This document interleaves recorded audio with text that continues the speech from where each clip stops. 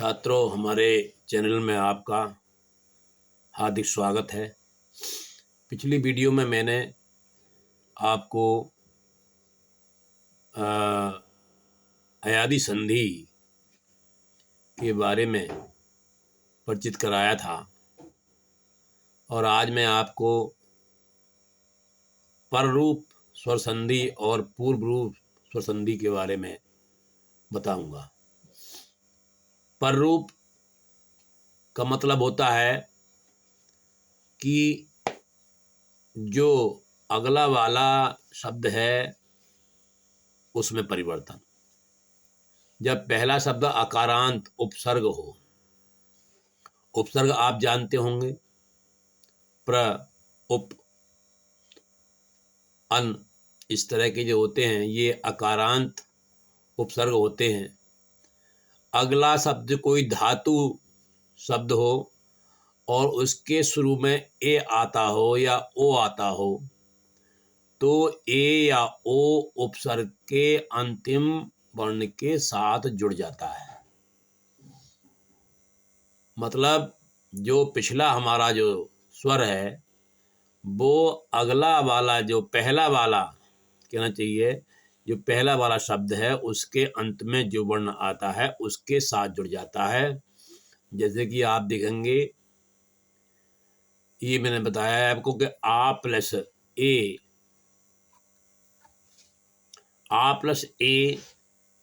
और आ plus O बराबर ओ। तो प्रेजते में आप देख रहे हैं कि प्रेजते में प्र उपसर्ग है और प्र उपसर्ग में एजते। एजते मतलब क्या है कि जो दूसरा वाला हमारा जो शब्द है उसका पहला जो है वो वर्ण है। तो यहाँ पर आप देख रहे हैं कि ए को प्र के साथ में जोड़ दिया गया, प्रेजेते, प्रजेते। ठीक जी। इसी तरह से जो अगला उदाहरण है इसका उपोषित। उपोषित का क्या है, इसमें देखो यहाँ पर उप प्लस ओषित है। उप एक उपसर्ग है और इसका जो ये वर्ण है अंतिम वर्ण ये प अकारांत है और ये ओ इसके साथ सम्मिलित हुआ है। तो कहने का मतलब है कि इधर से ये इधर आ गया, इसीलिए इसका नाम पररूप रखा गया है। तो ये हो गया आपका उपोषित। इसी प्रकार के ये दो उदाहरण और हैं। ये दोनों ही उदाहरण आवश्यक उदाहरण हैं, जरूरी उदाहरण हैं।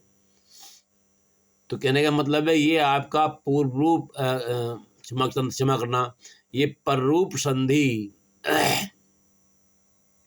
के बारे में मैंने आपको परिचित कराया। इसके बाद में मैं आपको करता हूँ परिचित पूर्व रूप स्वर संधि से। पूर्व रूप स्वर संधि, तो इसमें क्या है, ये कहता है कि जब पहले शब्द के अंत में ए अथवा ओ पहले शब्द के अंत में ये स्वर हो और अगले शब्द के शुरू में आ जाए।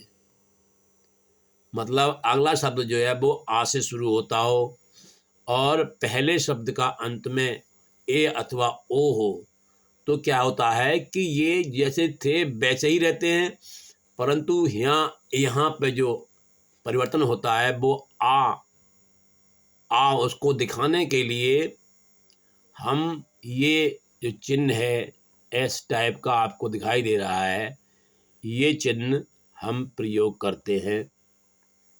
इस चिन्ह को हम प्रयोग करते हैं जो एस की तरह से दिखाई दे रहा है। तो यहाँ पर ये हमारा उदाहरण है ए प्लस आ, ये ए हो गया ए। ऐसे ही ओ प्लस आ ओ। मतलब कहने का यहाँ पर ये आ की उपस्थिति को दिखा रहा है ये चिन्ह। ऐसे ही इधर का ये एक उदाहरण है हरे प्लस अव, हरे अव।